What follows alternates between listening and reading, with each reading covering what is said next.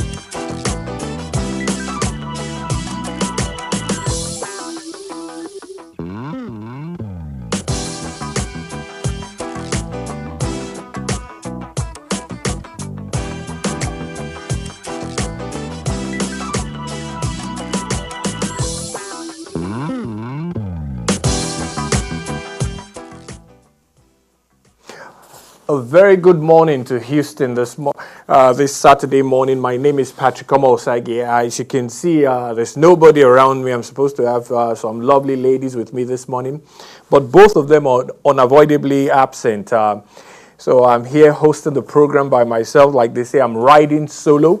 So I welcome the whole of Houston and the whole of our big African community to this program this morning. Done on MBC. It's a good Saturday morning. The weather is great. And we started off with the African proverb. I mean, hopefully I'll be able to congratulate myself when this show is done, because like a lizard that jumps from a wall, when he lands and nobody praises him or congratulates him, he shakes his head and that I've done a good job. So maybe at the end of the show, I'll be able to do that.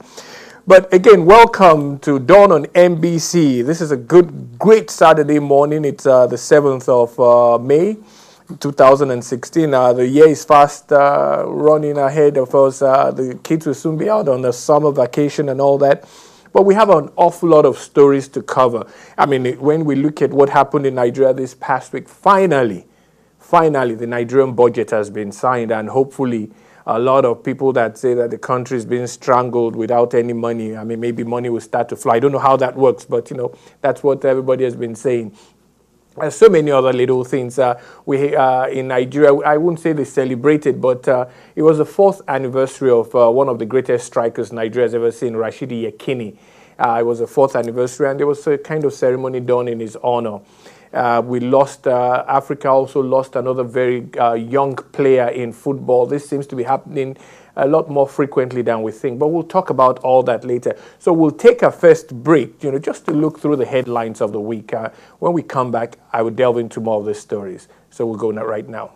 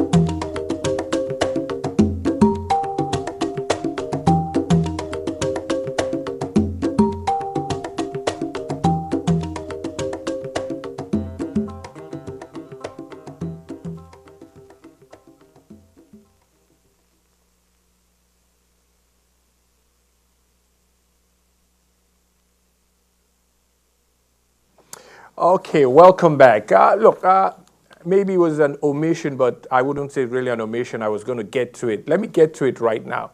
Let's not forget that tomorrow is some great ceremony that we all celebrate around the world.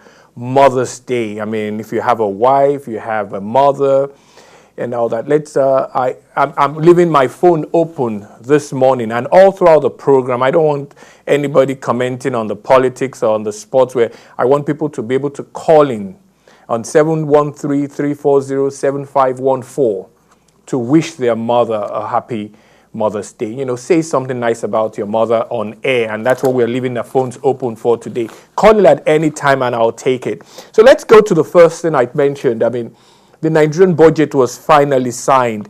Nigeria's President Muhammad Buhari has signed the 2016 budget into law. It's called the clean, I mean, we now have what we call a clean copy of the budget, you know. The assent has now given way for the full implementation of the budget. The ceremony was witnessed by the Vice President, Yemi Osinbajo, and the Senate President, Dr. Bukola Saraki, and the Speaker of the House of Representatives, Yakubu Dogara.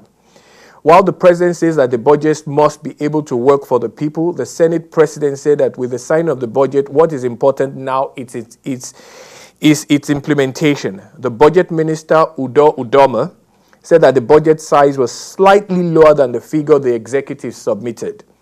What was eventually signed was a 6.6 trillion naira on the revenue assumption of $38 for crude oil price. I mean, thank God crude oil price is slightly over 40 now, over $40. So we might even be able to have some savings and all that. But like everybody that's done a budget, I mean, if you run a family, you run a business, you run just in a small way, everybody makes a budget, and we all know that implementation is a tougher part of our budget life. I mean, you budget for your school, your son's college and all that, and before you know it, he tells you he's out of money. You know, you're trying to implement things in very tough conditions at times. The president had, in December 2015, submitted a proposal of 6.7 trillion naira, of which 351.3 billion naira was earmarked for statutory transfers. 1,475,320 million naira was set aside for debt service, while 2,648,600 million naira was earmarked for recurrent, the non-debt expenditure. The event on Friday at the National Assembly submitted a clean copy of the budget to the president. Look, this budget thing has been so much trouble. From a missing budget, to a withdrawn budget, to a bloated budget, to we're not signing the budget until certain things were missing from it and all that. But finally, we've signed it. But something was a little bit surprising. Someone released something on social media to show that this budget signing in early May, a couple of days ago, was no different from when a lot of other budgets have been signed since 1999. I think the earliest time we've signed a budget since we returned to the system we're running now was in February. All other budgets had been signed in April and May, so it was nothing really new. Nigeria's President Muhammadu Buhari will travel on Tuesday to London to participate in the International Anti-Corruption Summit, Anti-Corruption Summit. Very important for Nigeria, because corruption has been the hallmark or what this president has decided to pursue. Many of us have the belief that corruption is what is drawing the country back, but this time he's attended this. He will head to the summit's opening to deliver a keynote address titled, "Why We Must Tackle Corruption Together." Great topic for him, or great headlines for him. Why we must? Because Buhari believes strongly, and we all know that most of the money that has been taken out of Nigeria through corrupt practices are stored abroad. If I want to use the word store, or housed abroad, or kept abroad, or used abroad. And that is why this is a good one for him. We must tackle corruption together. At a pre-summit conference of developmental partners, the Commonwealth Enterprise and Investment Council, he's going to deliver it to them. The theme of the Anti-Corruption Summit is exposing corruption, tackling corruption, and driving out corruption, which will be the focus of discussion at plenary sessions. In a press statement by his special advisor on media and publicity, Femi Adesina, the president is one of the world leaders scheduled to speak at the opening session of the Anti-Corruption Summit with others, including the Prime Minister of England, Cameron, and the President of the World Bank, Dr. Jim Yong Kim. As an internationally recognized leader of the global fight against corruption, President Buhari will play a prominent part in the summit, which will be hosted by Prime Minister David Cameron of Great Britain with many other heads of states of government and government in attendance. I like this. Internationally recognized leader in the global fight against corruption. He came to power on that platform. And for the next 3 years now, because we're almost in his first year is almost over, he has to do his best to get our system.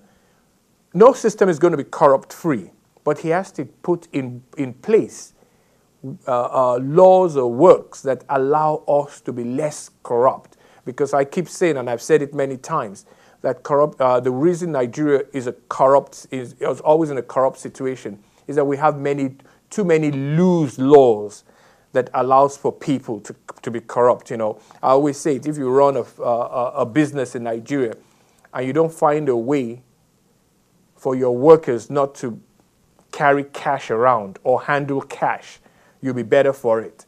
The sooner you get a system where cash is not paid directly to your workers or into your office, the earlier you will survive in your business. If you don't do that, you're exposing your workers to be corrupt because cash is very tempting. In his address to the summit and interactions with other participating leaders, President Buhari will urge the international community to move faster on the dismantling of safe havens for the proceeds of corruption and return the stolen funds and assets to their countries of origin, which is what I said earlier. He's of great, I think most of us actually do believe in the same thing, that most of the corrupt money is taken out, or most of the money is taken out of Nigeria in particular, through corrupt means, is stored abroad. But where I differ or disagree with the system or with the government in Nigeria is that most of it has been invested into properties. Now, you can't, I'll give an example. The American government cannot seize the property of a Nigerian here in Houston. Let's just use Houston as an example. Could be a $2 million house. The American government can't seize it because Buhari says the house was bought with stolen money. No, the Nigerian government must first get a judgment, bring it to an American court, must also then get a judgment because that kind of property can be seized. It's a whole lot of process, and I think we had better understand that process quickly. Because if we're thinking that the British government or the Swiss government or the American government would dabble into private business or private property, it's not going to happen. The president will also reaffirm his administration's unwavering commitment to the fight against corruption and the federal government's readiness to partner with international agencies and other countries to identify and punish corrupt officials. He will return to Abuja on Friday, May 13th, and I hope by then we'll have a better understanding on how to do this with the rest of the world. Here's another very interesting story. The former Bauchi governor, Issa Yaguda, is to refund over 700 million spent on his security vote. The statement released by Abubakar Al-Sadiqi, press secretary to the present Bauchi state governor, Barrister Mohammed Abubakar, said the former governor, Issa Yaguda, and his former permanent secretary, Special Services, Alhaji Abdu Ilela, among others, are to refund various sums of money said to have been spent on security and other matters for which relevant certification was not available. I've always said when you spend money, you must have a receipt. You must have a receipt to show. You must be able to document. But, we have done so many things undocumented. We do so many things that we don't document in that country. We're not used to putting things down in writing. This was a recommendation. This money to be refunded was a recommendation of a committee on the recovery of public property taken without, they took all this without due process. But I hope that they can find this money, because let's look at the title again.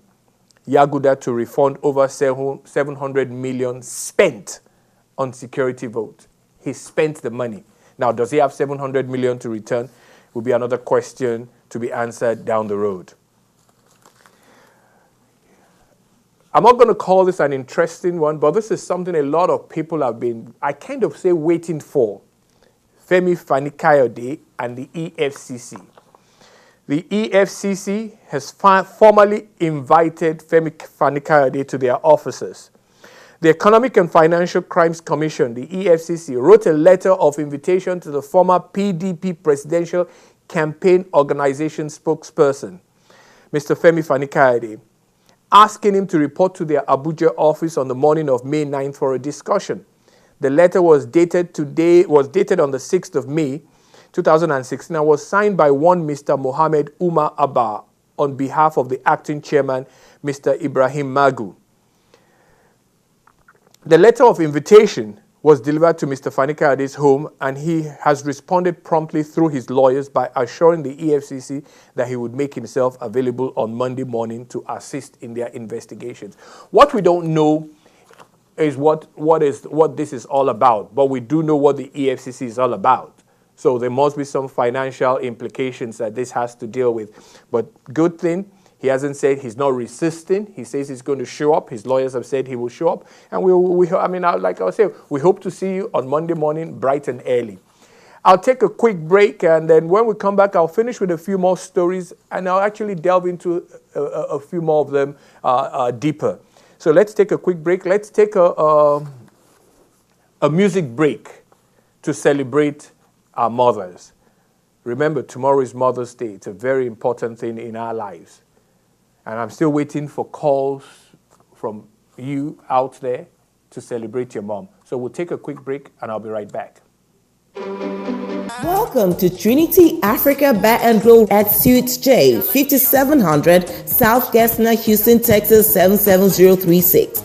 Come dine in a contemporary setting and enjoy our specialties like Francophone coconut rice, grilled fish, plantain and African spice, jollof rice, pounded yam and ogbono soup, vegetable soup, and much more. Call in to order your takeout and outdoor catering and experience our second-to-none services at an affordable price. Take advantage of our $10 lunch special from 11 a.m. to 2 p.m.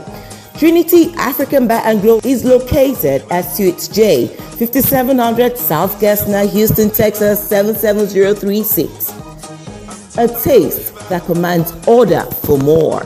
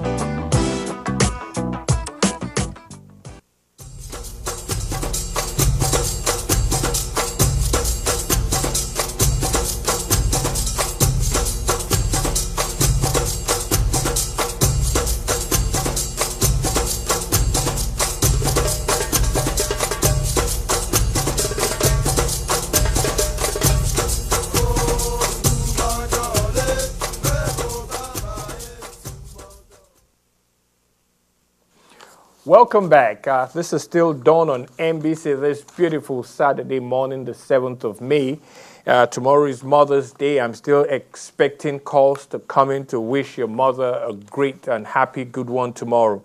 Let me do a little bit of business news. A Nigerian billionaire, Femi Otedola, loses 400 million in 9 weeks.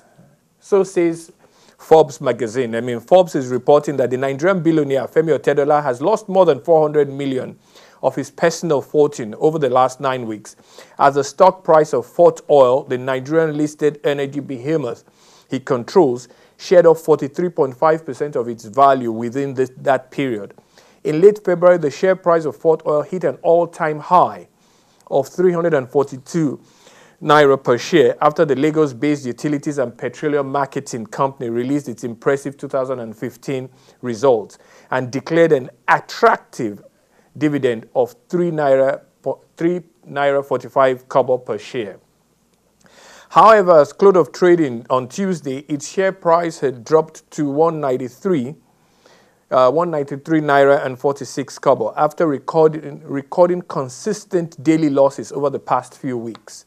Otedola, who is the company's controlling shareholder, has seen his paper net worth drop from $1.6 billion when Forbes published its annual ranking of the world's billionaires in March to 1.2 billion today, according to the Forbes real-time billionaire scorecard. I didn't even know there was a real-time billionaire scorecard. I guess when you have a lot of money like that, there's someone calculating your gains and losses, which is good. I mean, a source for Fort Oil says that the drop in the company's share price is not unconnected to massive sell-offs of bonus shares from some of the company's retail investors. Last year, Fort Oil offered investors a bonus of 1 share for every 5 ordinary shares they held. In total, Fort Oil declared roughly 216 million bonus shares for the 2014 business year. The bonus shares were only issued to investors a couple of weeks ago, and they have been scrambling to sell off their bonus shares on the market to cash in. The mass sell-off was precipitated the drop of the share price. I mean, they believe this is only temporary, as you will see, even through investors are selling off the bonus shares that are institutional investors who are buying up all the shares. Look, I know some of you are wondering, this is a story that, how does this concern me and all that? But every now and then when we do see someone that, it's a business story. He's ranked as, one of the billionaires of the world. It's a good deal for him. He's made good money. He's in a business in Nigeria. He employs a lot of people in his business in Nigeria. So, hey, we'll talk about it. On the 216 million bonus shares which he issued, Femi Otedola approximately received 170 million of it. So that's why, when this goes down, his net worth also goes down. Good for him. Interesting story. A 10-year-old boy successfully hacked Instagram, and he gets $10,000 for hacking. That's a good young kid. A 10-year-old hacker described as a security expert, identified as Johnny, was awarded $10,000 for hacking into Instagram's security system. According to reports, a 10-year-old successfully found a loophole that would enable anyone delete comments left by users on any IG Instagram user page. Facebook's bug bounty program, which hands out cash prizes to people who find flaws in the company's security system so that they can be properly fixed, awarded him the $10,000 for his discovery. Wow, that's good. I didn't know there was such a program, but that's a kind of program that allows kids to, to be a little bit troublesome. For a 10-year-old to find this, is he even on Instagram? Is he supposed to be on Facebook? But he found a way. He's been paid $10,000. I like that. If he at least uses that for good. Really a sad. Let me talk a little, and I mentioned this in my introduction. 4 years ago, Rashidi Yekini died. It was really sad because he was young, and there's still almost a dispute as to what really killed him, but he just died. There's the story out there that it might have been manic depression, but look, he died. And on Thursday, on the 4th year anniversary of his death, some people, his lawyer in particular, put together a kind of ceremony just to honor the great footballer. We shouldn't forget that it was in this same America that Yekini Rashidi Yekini scored Nigeria's first goal at the World Cup in the first time we attended the World Cup. Great football player. Sad news, Patrick Ikeng, a 26-year-old Cameroonian, just slumped and died on the field. You're seeing the picture right there. Nobody close to him, right at the center circle. He just slumped and died. He had just come onto the field in the 63rd minute. He had not even touched the ball. This is sad. Now, how does this keep happening? This seems to be happening more and more with a lot of African players. I mean, we've had a couple happen in Nigeria. I think in the last 2 to 3 years, I mean, we're probably at about number of about 5 right now. These guys just slump and die. I mean, there's no doubt this has to do with a heart issue. I mean, unfortunately, I don't think, especially in Africa, I don't think we're thorough enough in clearing the people that do sports. I mean, those of us here and who have kids that do sports, we know the rigors of medical testing that they all have to go through. Even though nothing is foolproof, but at least there's an awful lot of testing that goes on for the kids, I mean, for people that do sports, especially at a very high level, maybe even high school and college, not to come and talk of the professional level. Really sad for the Cameroonian and his family. The Rio Olympics is about 90 days away. It starts on the 5th of August. And the president and footballers Kaká and Lucio and the president of Brazil, President Rousseff, has endorsed the Rio Games as the Olympic torch arrived in Brazil ahead of the Games. The Olympic torch flame has arrived in Brazil in the morning for a start of a torch relay that will culminate in the opening of the Olympic Games in Rio in August. The torch was flown inside a small lantern on a special flight from the Swiss city of Geneva to Brazil and was led by an embattled President Dilma Rousseff.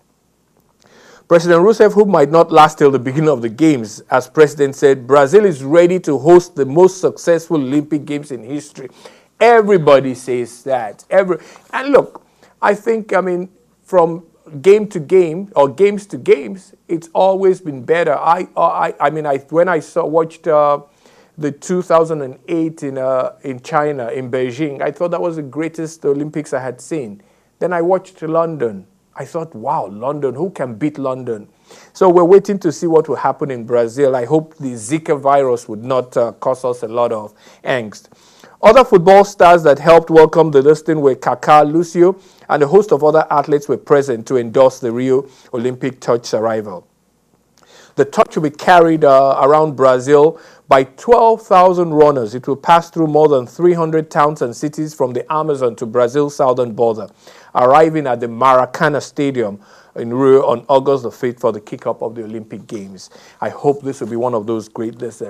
Now, in sticking with the Olympics, the Nigerian basketball men's team called the D Tigers will be playing a friendly game here in Houston a few days before they leave to go to Rio for the Olympic Games. The D Tigers of Nigeria are the African champions and they qualified automatically with winning the African Afrobasket in Tunisia last year. They'll be playing the U.S. men's basketball team at the Toyota Center here on the 1st of August. It will be a game to watch. Now, let's remember, in London in 2012, the USA team played the D Tigers in our first appearance at the Olympics, and God knows what happened. The US team set an Olympic scoring record on the D Tigers. I think they beat us by almost 89 points. It hadn't happened before. No team had been beaten with that kind of margin. So we're seeking some kind of revenge on their own home turf. And I hope most of you will be there to at least support the D Tigers, the Nigerian team. While we talk about Rio, in the next several weeks before the Olympics come around, we'll taking you through a lot of the preparation, just not by Rio, but by other countries in their preparation for the Olympics. So we'll take another quick musical break, and we'll be right back to complete this program. You're watching Dawn on NBC this Saturday morning.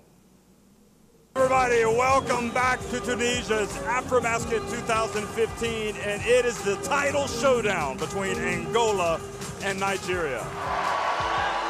The long pass up to Marias, and he gets swatted from Shane Lawwell.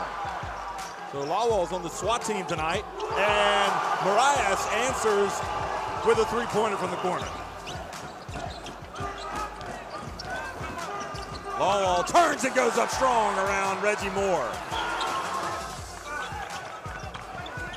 Lawwell hands it off to Al Farouk.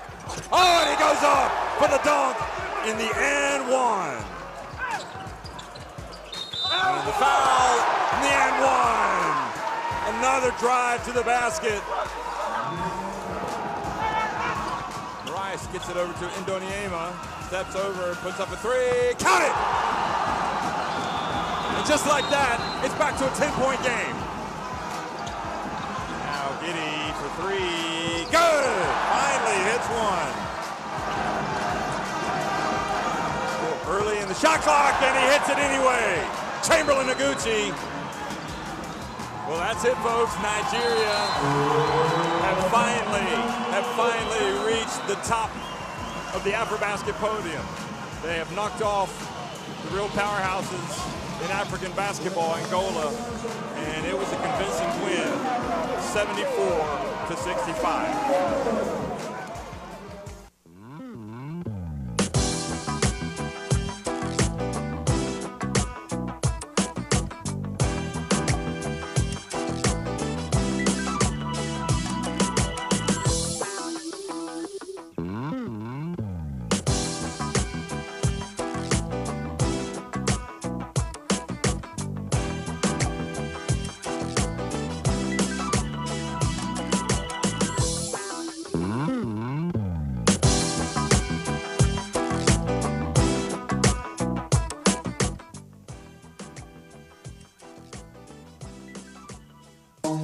Welcome to Trinity Africa Bar and Grill at Suites J, 5700 South Gessner, Houston, Texas 77036.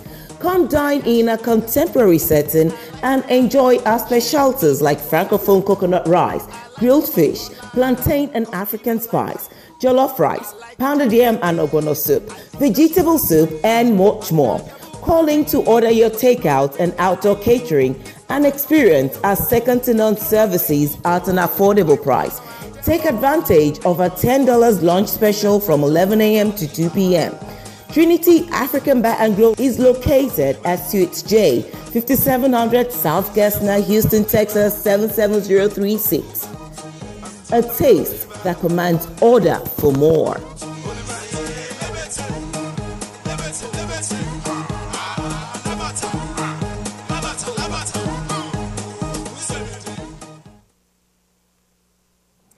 Welcome back. You're still watching Dawn on MBC.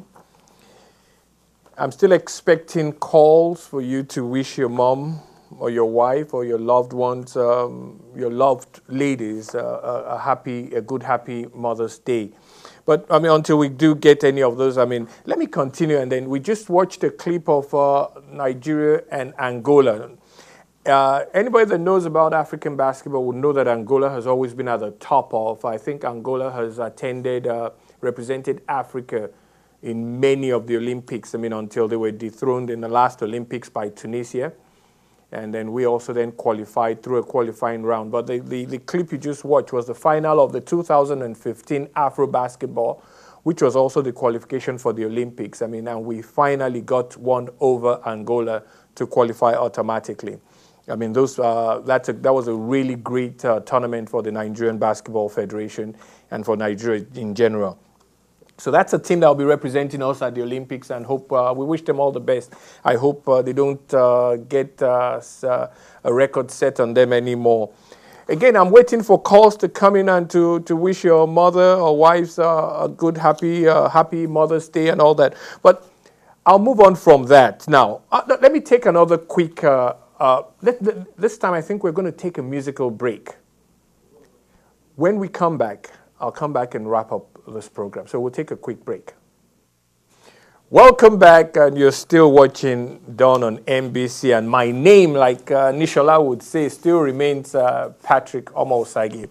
By the way, I also do have another program that you should watch every Thursday called Point Blank. I mean, we actually delve into issues around the world. I mean, mostly issues in Nigeria, but you know, I think you should put that on your watch list. It's every Thursday at 8 o'clock. So, Point Blank, that's a program that I do take care of myself. But right now, I'd mentioned on two other occasions really earlier in this program about the late Rashidi Yekini.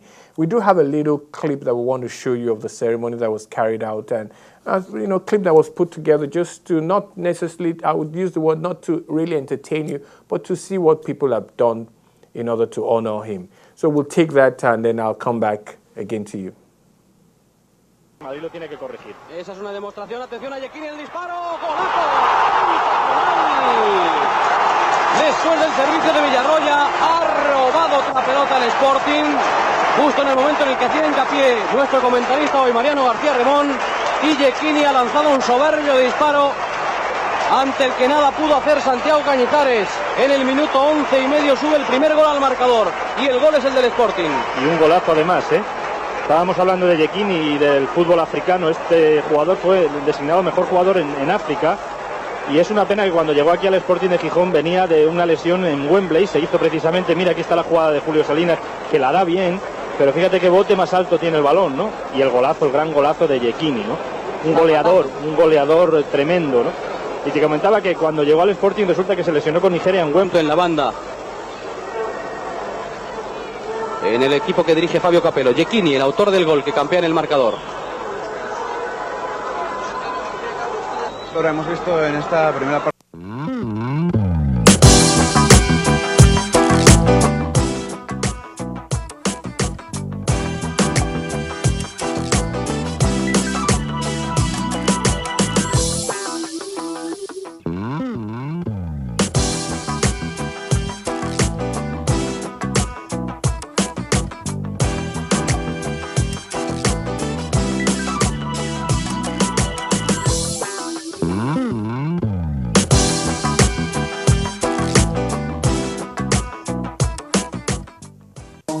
Welcome to Trinity Africa Bar and Grill at Suites J, 5700 South Gessner, Houston, Texas 77036.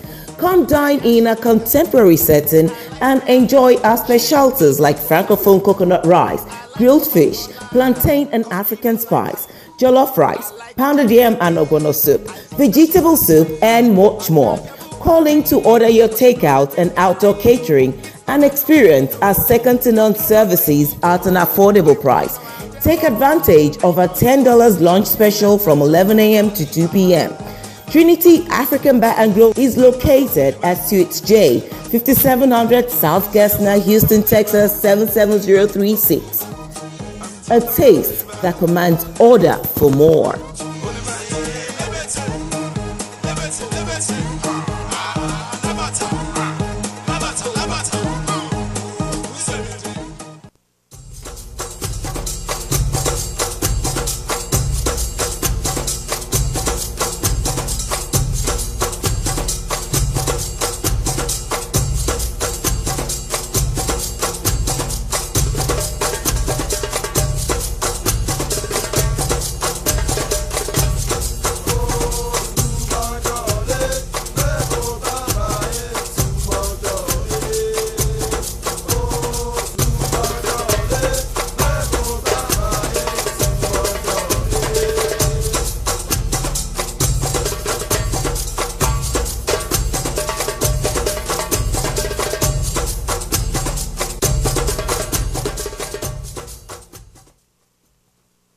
Welcome back. You're still watching Dawn on MBC. This Saturday morning, it's a gorgeous day out there, and it's supposed to be a gorgeous weekend, really. Let's not forget tomorrow is Mother's Day. There's going to be a lot of activities celebrating our mothers, and for some of us, our wives. I still have a mother. She's out somewhere in Illinois living, so, we're doing all that. But let me just conclude today's program by, it's a kind of a discussion on social media. someone posted a picture of the late Rashidi Yakini's mom, who now is having to do small retail, selling agege bread and I think a little bit of soda just to make a living. And, so there's been this discussion about what level or what we owe her or what the government owes her and all that. And it's taken on a fight, or it's taken on its own it's hot because people are saying, does the government really owe Rashidi Yakini or Rashidi Yakini's mom anything? I mean, with a little bit of compassion, I don't think the government owes her anything, because there are a lot of people, if we're going to go that route, that the government should owe. The government should then owe a vice chancellor's mother a livelihood, a doctor who's worked in our system, some kind of livelihood if the son happens to die early and all that. But the real question is, I think our athletes, our professional athletes, should be able to start to plan. They should really have something about estate planning and all that, because Rashidi obviously made some money. But if his mom is now in this situation, it's really, really unfortunate. But he did make some money, and if he had planned better, I would love to talk to his lawyer that had this ceremony on his 4th anniversary of his death. If Mr. Yakini had any kind of planning for his later years, even if he stayed alive, and for those he's left behind now. But it's an unfortunate thing, but it's a discussion that's been big on social media since some other website published a picture of his mom having to sell bread to stay alive. It's quite unfortunate. On Mother's Day, we should be celebrating the great things our mothers have done for us. And so on that note, I hope to be back here next week with you all, and with the 2 mothers that normally surround me, because the 2 ladies that I work with are also mothers, and I hope they both get, one of them is really kind of under the weather, one had another thing to do, but I hope they would also be celebrated tomorrow as their mothers, and hope to see them with me here next week. So until then, have a great Sunday and celebrate Mother's Day very well. I'll see you then. Bye-bye.